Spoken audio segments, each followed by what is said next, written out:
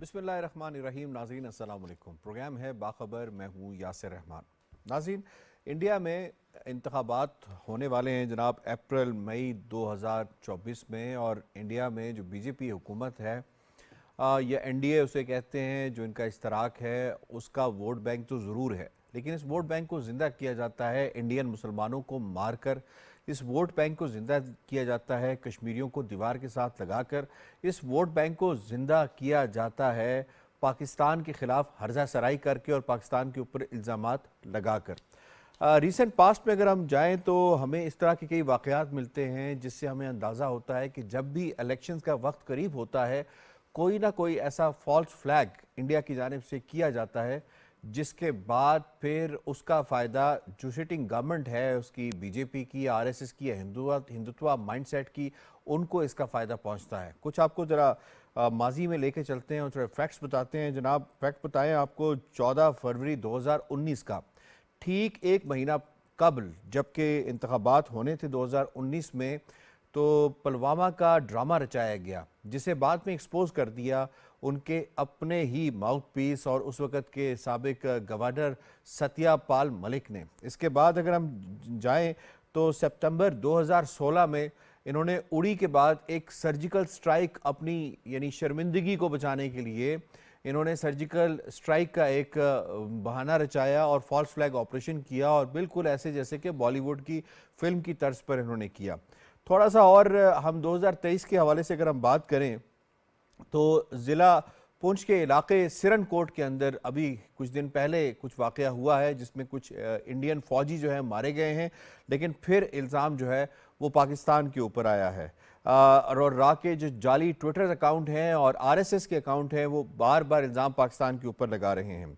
रवां बरस अगर हम देखें तो मुतअद्दिद फॉल्स फ्लैग ऑपरेशन किए गए हैं। 26 अप्रैल को राजौरी में G20 के इजलास में एक फॉल्स फ्लैग ऑपरेशन किया गया। 21 मई को पुंछ में एक फॉल्स फ्लैग ऑपरेशन किया गया। 14 सितंबर को अनंतनाग में भी एक फॉल्स फ्लैग ऑपरेशन किया गया। 5 अक्टूबर को राजौरी में ये इल्ज़ाम लगाया गया कि भारतीय फौजियों को पाकिस्तान ने मरवाया, जबकि बाद में ये पता चला कि भारतीय मेजर ने अपने ही साथियों को गोली मारकर हलाक कर दिया। और अप्रैल में बठिंडा में जो कुछ हुआ, उसके अंदर भी एक भारतीय फौजी जो कि हिरासियत से तंग आया, उसने अपने साथी 4 साथियों को गोली मारकर कत्ल कर दिया। अब यहाँ सवाल ये पैदा होता है कि हमेशा क्यों इंतखाबात से पहले इस तरह का ड्रामा रचाया जाता है और फिर उसे इंडियन अवाम बाय कैसे कर लेती है। फिर अगर पाकिस्तान के ऊपर इल्ज़ामात में किसी किस्म का कोई इनके पास मटीरियल है, तो क्या कभी ये इंटरनेशनल किसी इदारे की तरफ गए, यूनाइटेड नेशंस की तरफ गए, या जैसे ही इंतखाबात खत्म होते हैं तो पाकिस्तान कार्ड का इस्तेमाल जो है वो बीजेपी वो कम कर देती है। इस पर ज़रा आज के प्रोग्राम में बात करेंगे, और ख़ास तौर पे इस पर जो गोदी मीडिया का किरदार है, आपस में एक नेक्सस है, वो कितना स्ट्रांग हमें नजर आता है। सबसे पहले तारुफ करवा देते हैं। जनाब शनीला अमार साहिबा ने हमें ज्वाइन किया है, आगा इकरार हारून साहब ने ज्वाइन किया, ताहिर नईम मलिक साहब ने हमारा साथ दे रहे हैं, सज्जाद अनवर साहब और मोहम्मद नौशाद अली साहब पहले सेगमेंट में हमें ज्वाइन कर रहे हैं। आप तमाम पैनलिस्ट को खुश आमदीद कहते हैं। शनीला साहिबा, सवाल होगा आपसे, भारत में इंतखाबात मई 2024, पाकिस्तान मुखालिफ प्रोपेगेंडा उरूज पर, क्या मोदी एक बार फिर पाकिस्तान मुखालिफ एजेंडे पर इंतखाबात लड़ेगा? यासिर, बीजेपी का तो वतीरा ही यही है, और मोदी जो है उसका तो खास तौर पे किरदार ही यही रहा है कि वो पाकिस्तान के बारे में बहुत ज्यादा मुखालिफ अपना रवैया रखते हैं। अपनी तरफ से वो थोड़ी बहुत जब वो कोई पाकिस्तान की तरफ हैर सगाली के थोड़े बहुत जज्बात दिखा देते तो उसको इलेक्शन में बहुत ज्यादा कैश करने की कोशिश भी करते हैं। वो कहते हैं जी देखें, मैं तो गया था, मैंने तो कोशिश की थी, लेकिन पाकिस्तान ही जो है वो दुश्मनी करना चाहता है, पाकिस्तान ही जो है वो अमन नहीं चाहता है। जबकि बयानात इनके देखें किस किस्म के आते हैं। उसके बाद जो मकबूजा कश्मीर में मोदी सरकार ने किया वो भी सबके सामने है। फिर उनके अपने मुल्क के अंदर अकलियतों के साथ जो कुछ हो रहा है वो भी सबके सामने। अब इंडिया के अंदर एक तबका है जो इंतहा पसंद है, उस तबके को खुश करने के लिए मोदी जो है वो हर दफा ये ड्रामा जो है वो रचाते हैं। देखिए, जो मकबूजा कश्मीर में वन साइडेड जो आर्टिकल्स रिवोक किए गए हैं, वो भी तो उस वक्त इलेक्शन ही हो रहे थे ना कुछ स्टेट्स के, उन स्टेट्स के इलेक्शन के लिए मोदी ने ये काम किया था, और उसके बाद इलेक्शन कैंपेन में अपनी तरफ से इसको एक बहुत बड़ा कारनामा बना के दिखाने की कोशिश भी की थी। अभी वो इलेक्शन में जा रहे हैं। हालांकि होना तो ये चाहिए कि अगर आपने अपने मुल्क में कोई काम किया है, अगर आपने अपने मुल्क में कोई पॉलिसीज इंट्रोड्यूस करवाई है, अगर आप समझते हैं कि आपने इकोनॉमी बेहतर की है, तो आप उसकी बुनियाद के ऊपर अपने मंशूर को सामने रख के उसकी बुनियाद पर इलेक्शन लड़ने जाए। अब पाकिस्तान में भी तो इलेक्शन होने लगे, अगर वहां पे मार्च अप्रैल में इलेक्शन हो रहे थे, देखिए पाकिस्तान में भी तो फरवरी में इलेक्शन में। क्या अभी तक हमारी किसी सियासी जमात का कोई इंडियन मुखालिफ एजेंडा सामने आया है? नहीं सामने आया। सब इकोनॉमी के ऊपर बात कर रहे हैं या पाकिस्तान के अंदर ही अपने मुखालिफ उम्मीदवार की कारकर्दगी को तनकीद का निशाना बना रहे हैं, लेकिन वो सस्ते जज्बात से खेलने की कोशिश नहीं कर रहे, जिस किस्म के जज्बात के साथ खेलने की मोदी सरकार कोशिश करता है। फिर उसके पीछे उनका मीडिया भी लग जाता है, जो जरा छोटी से छोटी बात को इतना बढ़ा चढ़ा के बता रहे होते हैं। भाई आप इतने ही, अगर आप लोगों को लग रहा है कि हम इतने मुखालिफ हैं, तो दुनिया को भी तो आपका साथ दे रही होती है ना। अब दुनिया को पता चल रहा है कि आप दुनिया के अमन के खतरा हैं, आप टेररिस्ट हैं, आप दुनिया के अंदर दहशतगर्दी करते हैं। तो अब उसका सारा गुस्सा निकालने के लिए वो फिर पाकिस्तान की तरफ एक प्लानिंग करने की खिलाफ महाज बनाने की कोशिश कर रहे हैं। जबकि देखा जाए तो पाकिस्तान के अंदर जो बलूचिस्तान में जो कुछ होता है, इंडिया करवा रही होती है। अभी जो अफगानिस्तान के अंदर जो कुछ हो रहा है, कल भी आगे इकरार साहब कह रहे थे, वहां से जो ऑर्गेनाइजेशंस ऑपरेट करी उनके पीछे इंडिया है। केस हमारा इंडिया के खिलाफ स्ट्रांग है, लेकिन वो अपनी तरफ से जो है वो मजलूम बनने की कोशिश करते हैं, पाकिस्तान मुखालिफ बयाना बनाने की कोशिश करते हैं। मुझे वो समझ ये नहीं आती कि उनको जो पढ़े लिखे अवाम है, जो बाशऊर अवाम है, वो क्यों इस किस्म के प्रोपेगेंडे के अंदर आती है। क्या उनको नजर नहीं आता कि हो क्या रहा है? उनको अब खुद देखना होगा और अब उनको करना होगा कि जो एक इंडिया, सेकुलर इंडिया का नारा लगाया जाता था, शाइनिंग इंडिया का नारा लगाया जाता था, तो आप अपनी इकोनॉमी की तरफ जो है तवज्जो दें, अपने मुल्क के अंदर गुर्बत खत्म करने की तरफ तवज्जो दें, बजाय इसके कि आप एक मुल्क को टारगेट करते हुए बेबुनियाद इल्जामात लगाते हुए इलेक्शन में जाएं, जिसका फायदा शायद पहुंच जाता हो, क्योंकि कोई एक तबका तो वहां पे है जो पसंद करता है और जिसको मोदी सरकार जो टारगेट करती है। आगा इकरार साहब, दोनों मुल्कों में इलेक्शंस हो रहे हैं। 2024 को कहते हैं कि जी दुनिया के बेशतर ममालिक के अंदर इलेक्शंस हैं इसके अंदर, तो ये फरमाइएगा कि पाकिस्तान में इलेक्शंस में हम इंडिया कार्ड इस्तेमाल नहीं करते, जबकि इंडिया में पाकिस्तान कार्ड भरपूर तरीके से उनके मीडिया से लेकर उनके पॉलिटिशियन और पॉलिटिशियन से लेकर आरएसएस सभी इस्तेमाल करते हुए नजर आते हैं। ये हमेशा इस्तेमाल करते हैं। क्या इंडियन अवाम को ये नहीं पता कि उनके मसाइल पाकिस्तान कार्ड के इस्तेमाल होने से हल नहीं होंगे, बल्कि उनसे सवाल पूछा जाना चाहिए जिन्होंने 5 साल इक़्तिदार में रहे कि आपने क्या किया, गुर्बत कैसे मिटाई, अफलास कैसे और भूख कैसे मिटाई? Your take sir.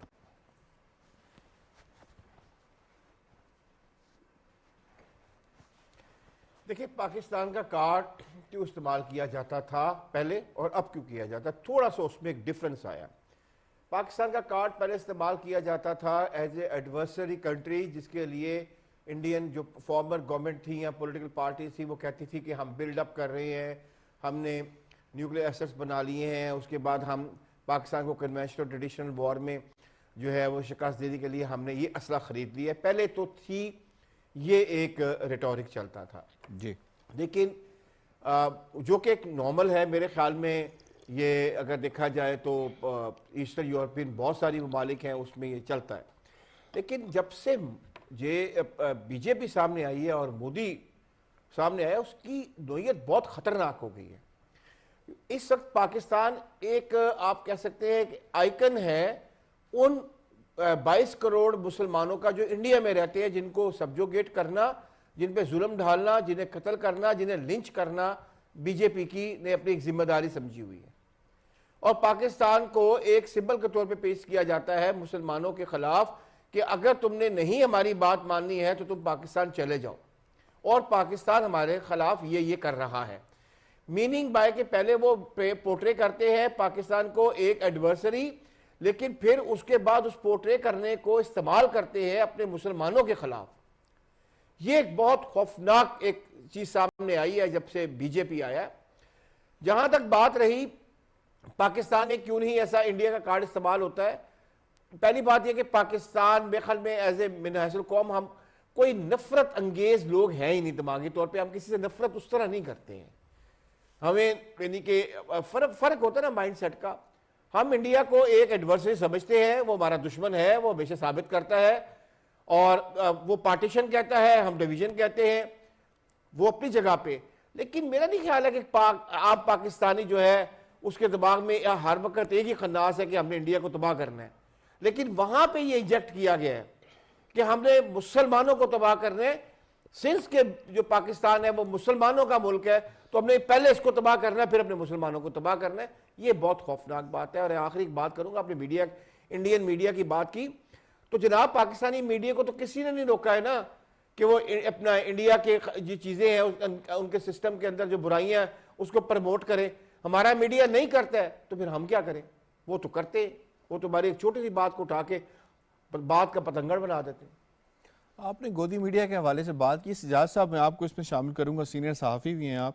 ये फरमाइएगा कि इंडियन मीडिया को वाक़या होता है उससे तकरीबन 5 मिनट के अंदर अंदर कैसे पता चल जाता है कि ये पाकिस्तान ने किया है, और उसके बाद फिर उनके टिकर्स, उनकी ब्रेकिंग न्यूज़, उसके ऊपर प्रोग्राम्स, और एक ऐसी हिजानी कैफियत बपा हो जाती है, और उनके 8 बजे के शोज़, उनमें ऐसे लग रहा होता है जैसे सब कुछ जो है वो पाकिस्तान ने करवाया और अभी जंग हुई कि हुई। तो ये फरमाइएगा कि जो खास तौर पे सारे प्रोसेस के अंदर इसको गदला करने में इंडियन मीडिया या गोदी मीडिया का किरदार है, वो कितना हीनियस होता जा रहा है, वो जर्नलिज्म की नॉर्म जो पूरी दुनिया के अंदर है उसको कितना कॉम्प्रोमाइज कर दिया गया इंडिया के अंदर।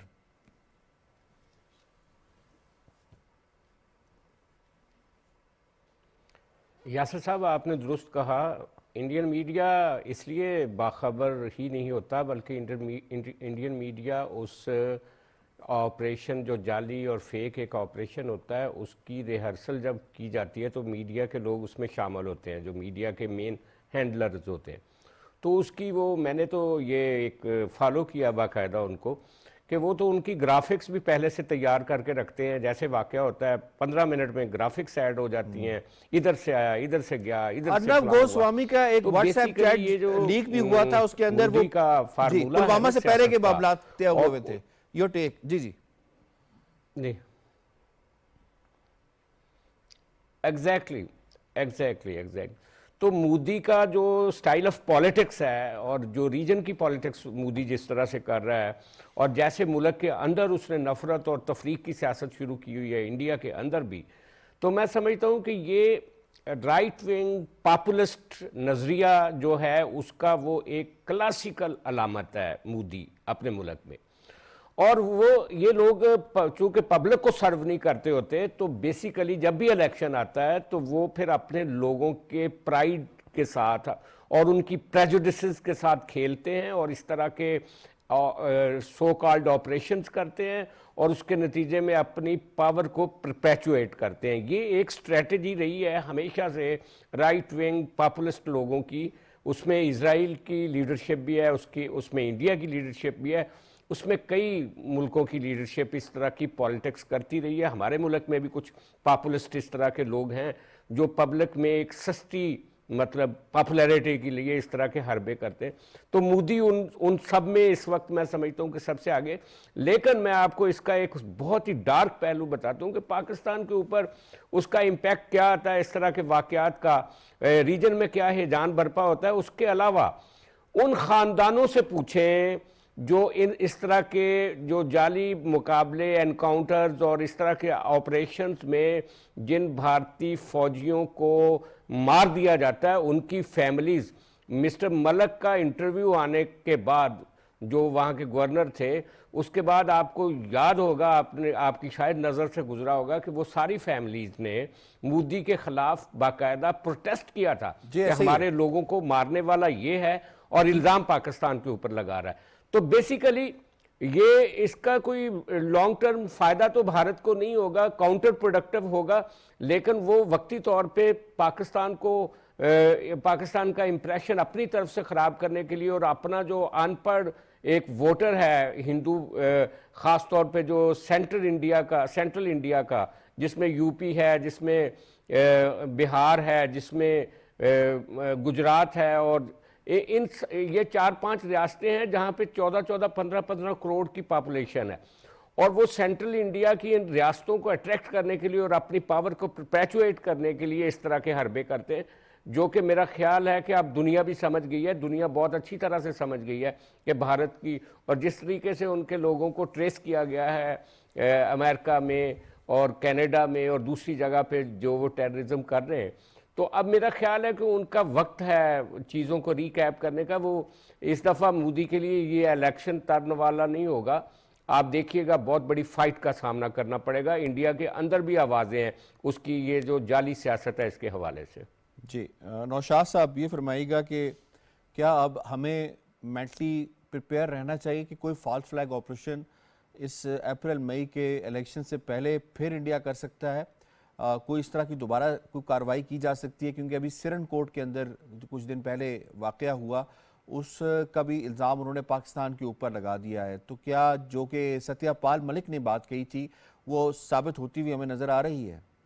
बिल्कुल नजर आएगी। और ये बात दुरुस्त है कि ये जो है ना, इसको एक्सपेक्ट किया जाना चाहिए कि ये इस तरह के फॉल्स फ्लैग ऑपरेशन हमें नजर आएंगे। देखिए, मोदी का जो इस वक्त तरीक़ाकार है वो उस पर काफ़ी डिबेट हो चुकी है। मीडिया उसका कंट्रोल्ड मीडिया जो है वो उसका टूल है। वहाँ भी व्हाट्सएप पे मैसेजेस जाते होंगे या उससे पहले ब्रीफिंग्स होती होंगी और ब्रीफिंग्स में बताया जाता होगा। हमारे यहाँ भी कुछ अर्सा ऐसा हुआ है। अब शुक्र है कि कुछ बेहतरी आई है। लेकिन मसला सिर्फ ये है कि देखिए, मोदी जो है ना बड़ा टैक्टिकली अपने इंतखाबात को, जो आने वाले इंतखाबात है उनको फाइट कर रहा है। उसकी वजह ये है कि जब मई में कर्नाटक के अंदर, कर्नाटका या कर्नाटक जो भी उसको कहते हैं वो रियासत, वहां पे मोदी की शिकस्त हुई, तो उसके बाद उसने बहुत तरीके से प्लान किया। ये जो 28 जमाती इत्तेहाद बना हुआ है कांग्रेस की, जी, जिसे इंडिया कहते हैं, जिसे इंडिया कहते हैं ये लोग, वो कोई खास वो नहीं दिखा सका कारकर्दगी। अभी जो नवंबर में 5 रियासतों में हुए हैं इंतखाबात, उसमें 3 में मोदी जीत चुका है और एक सिर्फ रियासत उस इत्तेहाद के हाथ में आई है, तेलंगाना शायद जी ऐसे ही है। राजस्थान और जो छत्तीसगढ़ है और जो उत्तर प्रदेश है, यहाँ पे वो सॉरी मध्य प्रदेश जो है, वहां पे बावजूद इसके के जो छत्तीसगढ़ और राजस्थान में कांग्रेस की पोजीशन बेहतर नजर आ रही थी, लेकिन ये ऐसा नहीं हो सका। उसकी वजह यह है कि जो मोदी है ना, वो बाय हुक और क्रुक उसने सिस्टम्स डेवलप किए हैं। मतलब पूरे इंडिया के अंदर उसने रजाकारों का एक नेटवर्क बिछा दिया है। फिर आरएसएस के गुंडे मौजूद उसने हैं। सर क्या बिछाया है? आरएसएस का तंजीमी ढांचा ही इतना स्ट्रांग वहां पे मौजूद है कि रजाकार फलाही कामों में लोगों को इन्वॉल्व करके उनको बेवकूफ बनाते हैं, और जो जिसके साथ डंडे के साथ, जोर के साथ काम करना होता है, वहां आरएसएस के गुंडे आ जाते हैं। और जो इस सारे जो ये सारे जराइम है, उनके ऊपर जो चादर डालने के लिए वो कंट्रोल्ड मीडिया है जो मोदी के गुण गाता है और वो उसके लिए करता है। ये अभी जो सुप्रीम कोर्ट का फैसला आया था कश्मीर का, इसके बारे में भी वहां पे यही बात कही जा रही है कि ये फैसला जो है सिर्फ इस मकसद के लिए आया है कि जो आइंदा इंतखाबात है उसके अंदर मोदी के पास कोई ऐसा हथियार हो जिसे वो इस्तेमाल कर सके। अब मामला ये है कि ये फॉल्स फ्लैग ऑपरेशन और ये सारा निजाम उनका चलता ही सिर्फ पाकिस्तान मुखालफत इसलिए है कि वहां मुसलमान जो है वो एक बहुत बड़ी माइनॉरिटी में है, और जो वहां की जो जिसे कहते हैं ना सेकुलर आबादी, या ये जो पहले राज करती रही है, वो उस तादाद में नहीं है जिस तादाद में वहां पे ये अनपढ़ गरीब लोग और वो उसकी बहुत बड़ा हिस्सा आबादी का जो है वो उस जो सेकुलर इंडिया है उसको समझते नहीं है। सो अल्टीमेटली क्या हुआ कि उसने उस सारी एक कसीर आबादी को बीजेपी ने अपने मकासद के लिए इस्तेमाल किया, उन्हें हिंदुत्व की तरफ लाए। और हिंदुत्व का कार्ड इस्तेमाल तभी होगा जब पाकिस्तान से डराया जाएगा, पाकिस्तान मुखालिफ नारे लगाए जाएंगे और पाकिस्तान के खिलाफ आकर इलेक्शन लड़ा जाएगा। Very important point. तो कांग्रेस जो थोड़ी सी सेकुलर जमात है या इत्तेहाद, अब देखें इत्तेहाद में उनकी भी कुछ ऐसी जमातें हैं जो हिंदू जमातें हैं, लेकिन उसके बावजूद चूंकि वो सेकुलर जमातों के साथ है या कांग्रेस के साथ है, वो वैसे when it comes to Pakistan, Kashmir and Muslims, Congress का भी हाल बराबर ही है। बाबरी मस्जिद का जब ये सानिया हुआ था तो कांग्रेस की उस वक्त हुकूमत जो है वो बरसर इख्तिदार थे कांग्रेस की। जी यकीनन बात इसी तरह की है, वो करते सारे यही करते आ रहे हैं। लेकिन फिर भी कंपैरेटिवली जो बीजेपी का नैरेटिव है हिंदुत्व का, वो बहुत हार्ड लाइन लेते हैं और हार्ड लाइन लेकर अपने लोगों को इस तरफ लगाते हैं, पाकिस्तान दुश्मनी पर उकसाते हैं और पाकिस्तान दुश्मनी का नैरेटिव डेवलप करके, डिजाइन करके लोगों के वोट लेते हैं। अब वहां मजहब का कार्ड जो है वो बिल्कुल खुलेआम खेला जाता है, और उसको वहां का इलेक्शन कमीशन या वहां की जो रियासती ताकत है या जो उनके मरकज में हुकूमत की जब बात होगी, वहां पे ये कार्ड इतना ओपन खेला जाएगा कि वहां इसके ऊपर कोई आर्ग्यूमेंट नहीं होगा, बल्कि लोग इसके ऊपर फख्र महसूस करेंगे और प्राइड लेंगे। ठीक है, बिल्कुल ठीक पॉइंट आ गया आपका। डॉक्टर ताहिर नहीं, मलिक साहब भी फरमाइएगा, अभी आर्मी चीफ ने अमेरिका का दौरा भी किया और जो डेवलपमेंट सामने आई वो ये कि दौरा बड़ा कामयाब उनका रहा है। उसके फ़ौरन बाद हम देखते हैं कि पाकिस्तान के ऊपर इंडिया की जानिब से इल्ज़ामात की बौछार हो जाती है।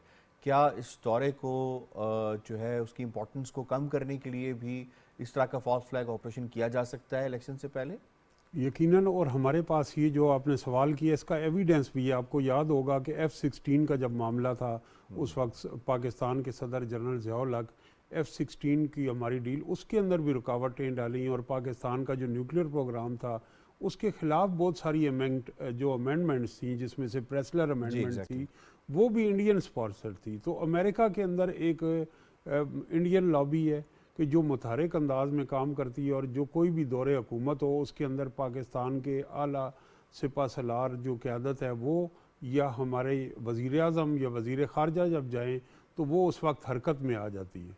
और ये चले, इसमें तशवीश की बात नहीं क्योंकि वो हमारे दुश्मन हैं, लेकिन पड़ोसी मुल्क हैं, और ये जो पाकिस्तान के अमेरिका से ताल्लुकात हैं उसकी एक तवील हिस्ट्री है, और पाकिस्तान जो है वो रीअलाइनमेंट उसके साथ कर रहा है, दूसरी ताकतों से बातचीत कर रहा है, और मुसलसल वो पाकिस्तान के जो सफारती, सियासी और अस्करी रवाबित हैं वो अपनी सिमत से आगे बढ़ रहे हैं। अब देखना ये है कि अमेरिका के आगे जो इंडिया हमेशा पोर्ट्रे करता था कि एक कॉमन ग्राउंड है, क्रॉस बॉर्डर टेररिज्म का इशू है, ठीक है, और पाकिस्तान मुलविस है, कश्मीर में जो दरअंदाजी है वो असल वजह है, जबकि इंडियन ऑक्यूपेशन को पीछे ले जाते थे और अफ़गानिस्तान के साथ वो पैरेलल्स ड्रा करते थे। इस वक्त भी इंडिया और इसराइल की बहुत सारी कोऑपरेशन है, लेकिन पाकिस्तान में जो सरजाई है, जो एक गैर एलानिया जंग पाकिस्तान की आर्मी पे, इसके जवानों पे, पुरअमन शहरियों पे पिछले 2-3 माह से जारी है, ये जो एविडेंस हैं जिसका कल हमने प्रोग्राम में तफसील से जिक्र किया जी, ये अब हम अमेरिका के आगे भी, और आलमी जो इदारे अक़वाम मुत्तहिदा और दूसरी इंसानी हकूक़ की तंजीमें उधर बता रहे हैं कि पाकिस्तान एक विक्टिम भी है। तो ये एक विक्टिम ऐसे भी है कि आप पहले कह रहे थे कि ये तालिबान पाकिस्तान स्पॉन्सर्ड हैं और इसका मकसद यही है कि यहाँ पे अमन ना हो। तो अब ये जो थ्योरी है इंडिया की, ये सारी वो फ़िज़ा में तहलील हो गई है। अब जो एक अच्छी हम इस बात में कंसेंसस हुआ है कि पाकिस्तान के अंदर इंडिया की नफ़रत का कोई कार्ड नहीं, जबकि इंडिया में है। इंडिया के अंदर भी मैं ज़रा माइन्यूटली इसको डायसेक्ट करना चाहता हूँ कि साउथ इंडिया में पाकिस्तान के ख़िलाफ़ नफ़रत नहीं, नॉर्थ इंडिया में, और नॉर्थ इंडिया भी तब्दील हो रहा है। सही। आप पिछले जो स्टेट असम्बली के इलेक्शन हैं, जो वहाँ पे आम आदमी पार्टी एग्जैक्टली और उसका राइज हुआ है, वो वोट जो है वो एंटी पाकिस्तान नहीं होता, एंटी पाकिस्तान नहीं, ठीक पॉइंट, वो रिफॉर्म, और अब उनको पंजाब भी मिल गया। अच्छा, और फिर पंजाब में जो एक स्ट्रॉन्ग फार्मर्स मूवमेंट वहाँ चली, और उसके बाद जिस तो इसका मतलब है कि पाकिस्तान कार्ड सिर्फ और सिर्फ बीजेपी का ही एक तो राय इम्तियाज है, बाकी पार्टियों का नहीं है। और नॉर्थ में जो मुख्तलिफ रियासतें हैं वहाँ पे वो जो बीजेपी की पॉलिसियों के खिलाफ नफरत है, ठीक है, उसकी मूवमेंट है। और फिर आपने देखा कि इस वक्त इंडियन गवर्नमेंट पे एक प्रेशर भी है उनके लिए, इसलिए भी ब्लेम करना, पहले वो कहते थे कि पाकिस्तान के इंटरनेशनल जो एनवायरनमेंट उनके खिलाफ बन रहा है उस पर भी प्रेशर है। पॉइंट आ गया, पर्टिनेंट पॉइंट आपने उठाए हैं जनाब। यहाँ पे हम लेते हैं ब्रेक से बाद जो वापस आएंगे तो दूसरे मौजू को प्रोग्राम का हिस्सा बनाएंगे, साथ रहिएगा।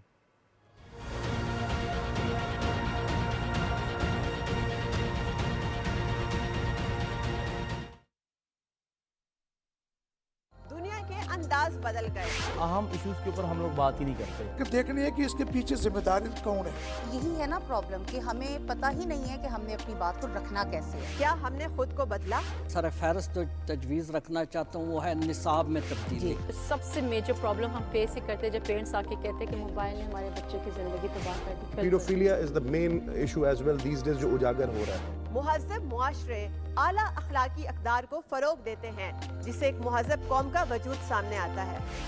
बाहर की दुनिया वही देखेगी जो आपका असल चेहरा है। पहले आप तो देखें कि आप अपनी जिम्मेदारी अदा कर रहे हैं कि नहीं कर रहे। वो कौन से मौजू हैं जिन पर बात करना बहुत जरूरी है, और अगर अभी बात ना की तो बहुत देर हो जाएगी।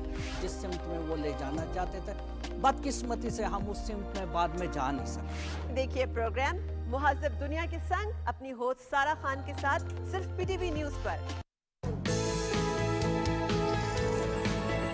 नवीं क्लास में थी जब आपने लिखना शुरू किया, किसी ने पढ़कर आपके घर तहाइफ भी लाने की मतलब कोशिश की।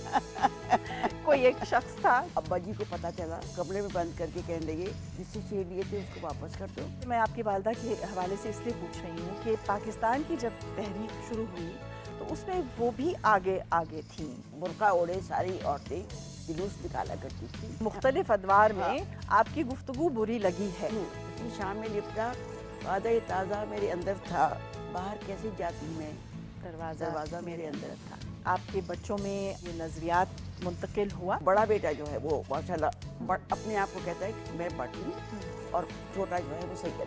सारी ज़िंदगी लगेगी आपको जांचने में, समझने में भी। ज़िंदगी अगर अपने आप ही हमसे रुखसत चाहे तभी काम खत्म होगा।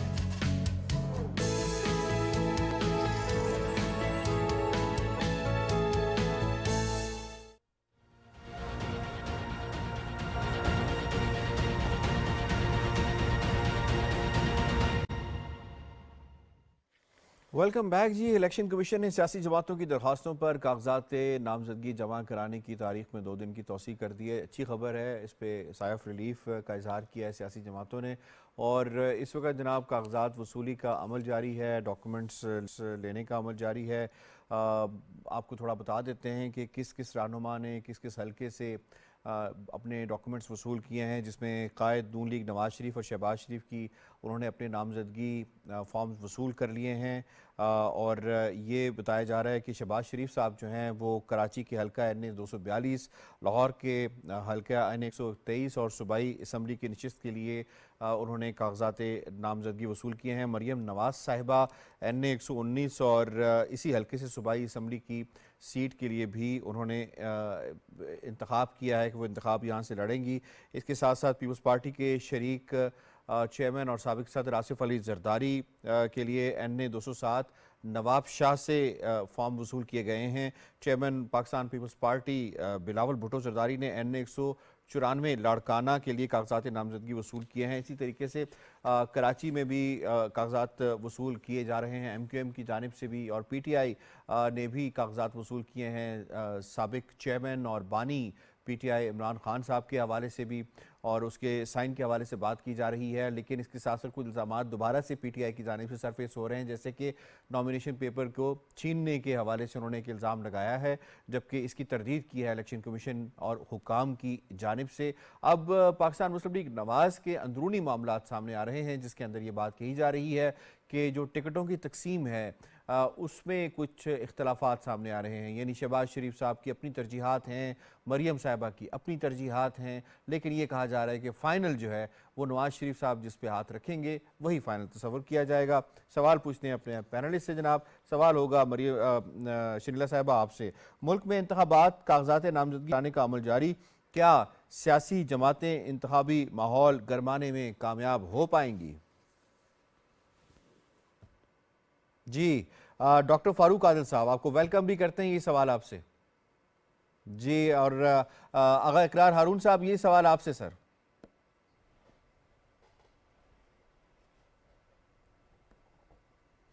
जी, पहले मैं बात कर लूं या आपने? जी, आप बताइएगा कि इस वक्त माहौल जो इलेक्शंस का बन रहा है, ये माहौल क्या वाकई इलेक्शंस को गरमा देने वाला माहौल बन रहा है? चार्ज हो गई जी पॉलिटिकल पार्टीज?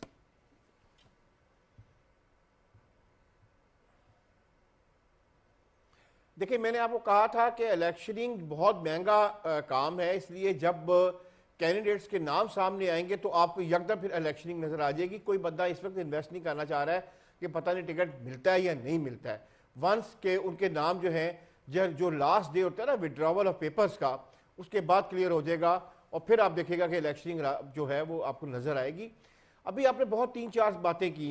अच्छा, एक इसमें मैं शामिल कर लूँ, मेरी इन्फॉर्मेशन के मुताबिक तो शायद शहबाज शरीफ साहब जो है वो कसूर के भी किसी हल्के से शायद इलेक्शन। जी सही है, आपकी इन्फॉर्मेशन सही है। इस वक्त जो जहाँ तक PMLN की प्रॉब्लम है वो ये है कि PMLN जो है वो इलेक्टेबल्स को साथ लेके जाना चाहती है, लेकिन इलेक्टेबल्स डेफिनेटली वो नहीं है जो PMLN के थे। PMLN के जो फॉलोअर्स हैं या वर्कर्स हैं या डाई हार्ट्स हैं या लीडर हैं, उन्होंने तो इलेक्टेबल्स के खिलाफ जंग लड़ी थी ना 2018 की। तो वो एक बहुत बड़ी प्रॉब्लम है। इलेक्टेबल को एक दफ़ा इन्होंने जुलाई 2022 के इलेक्शन में इस्तेमाल करके भी देख लिया तो मेरे ख्याल में इंतहाई शदीद और बुरी शिकस्त का सामना हुआ PMLN को। अब कुछ लोग इनके अंदर ये कहते हैं कि जी हमें इलेक्टेबल की लेकर चलने हैं, लेकिन कुछ कहते हैं कि जो पार्टी के लीडर्स हैं उनका हक बनता है, टिकट उनको मिलना चाहिए। इवन अब लाहौर में भी अगर आप बात कर लें तो लाहौर में कुछ ऐसे हल्के हैं जिनके बीच में बहुत बड़े ख़ानदान हैं, उन्होंने फिनेंशियल इन्वेस्टमेंट भी की है जलसे करके PMLN के बहुत बड़े। लेकिन दूसरी तरफ देखा जाए तो वो डाई हार्ट लोग बैठे हुए हैं जिन्होंने अपनी पूरी जिंदगियां दे दी हैं और वो MNS भी रहे हैं, मिनिस्टर भी रहे हैं। तो इवन लाहौर से भी अगर आप शुरू हों तो PMLN जो है वो कंफर्टेबल जोन में नहीं है जी।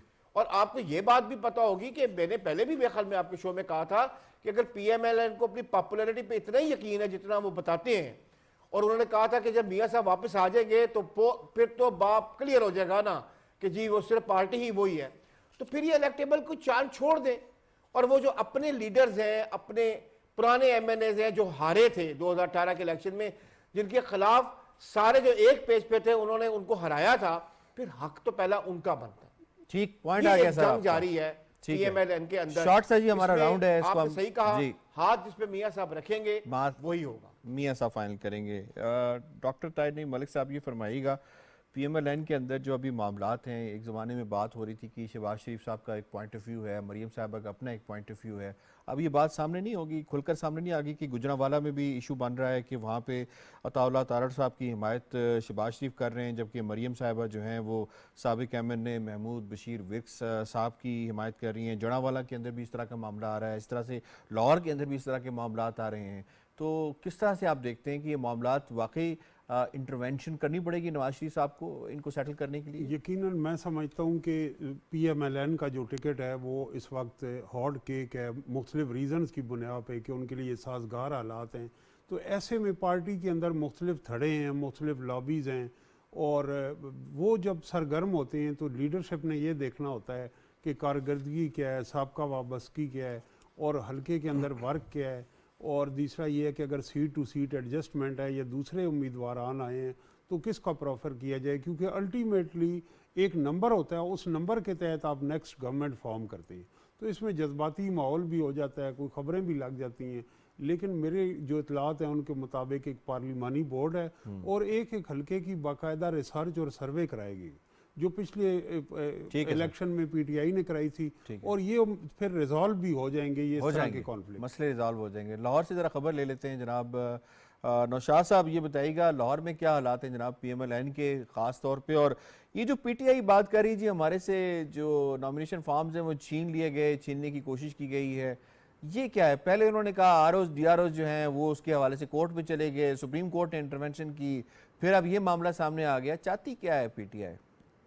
देखें, वो यकीनन उनकी कोशिश तो ये होती है कि खबर बनती रहे ताकि वो लोगों तक अपने जो मामलात हैं वो पहुंचाते रहे, और एक अब इस वक्त जो सिंपैथी कार्ड है वो एक बड़ा मेजर उनके लिए टूल है जो वो इस्तेमाल करना चाहते हैं। देखिए अभी इलेक्शन कमीशन को जब उन्होंने दरख्वास्त दी है तो इलेक्शन कमीशन ने उस पर फौरी एक्शन लिया है, वही उसका अकॉर्डिंगली जो राइट प्लेटफॉर्म है वो उन्होंने इस्तेमाल किया, उसका उनको रिलीफ मिल गया है। इलेक्शन कमीशन ने उसका नोटिस लेके जो मुतलका IGs हैं और जो चीफ सेक्रेटरीज हैं उनको मुरासला भिजवा दिया है कि इनको किसी किस्म की प्रॉब्लम नहीं आनी चाहिए। सुप्रीम कोर्ट उसको एड्रेस कर लिया है। अब मामला ये है कि देखिए लाहौर में जो सिचुएशन है, मेरा ये ख्याल है कि ये जो कुछ 400 के करीब दरखास्तें हैं, चूंकि इस वक्त हॉट केक है टिकट जो है उसकी नून लीग की, तो वहां पे एक से ज्यादा कई उम्मीदवार हैं, कई उम्मीदवार हैं। सर ठीक है, पॉइंट आ गया कि वक्त कम है। डॉक्टर फारूक साहब आपको इसमें शामिल करेंगे। सर फरमाइएगा, इस वक्त जो मामला चल रहे हैं इस वक्त हम कह सकते हैं कि अब इलेक्शन की गहमा गहमी उरूज पर पहुंच चुकी है, और खासतौर पर पाकिस्तान मुस्लिम लीग नवाज के जो मामला हैं किस हद तक सेटल होते हुए नजर आ रहे हैं? शुक्रिया यासिर। देखिए, हम ये तो नहीं कह सकते कि इलेक्शन की गहमा गहमी अपने उरूज पर पहुंच चुकी है, ये जरूर कह सकते हैं कि इलेक्शन की गहमा गहमी की इब्तिदा हो गई है, और यही एक फितरी तरीका है इलेक्शन की कैंपेन के शुरू होने का।